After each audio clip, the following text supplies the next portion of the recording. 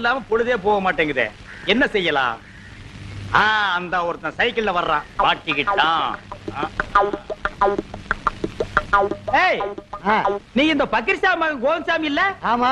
என்னப்பா ரொம்ப நாளா ஆளைய காணா, என்ன பண்ற? மதுரைல ஒர்க் ஷாப்ல வேலை செய்யறேன்னு, மாசம் 2000 ரூபாய் சம்பளம்.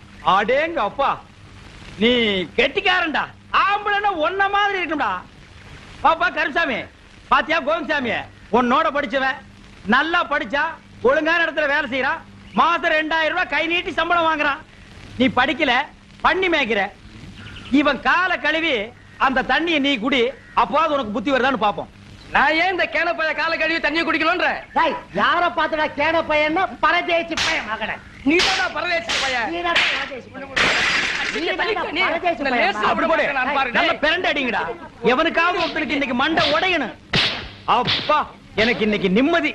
பிரதர் டேய் முத்து,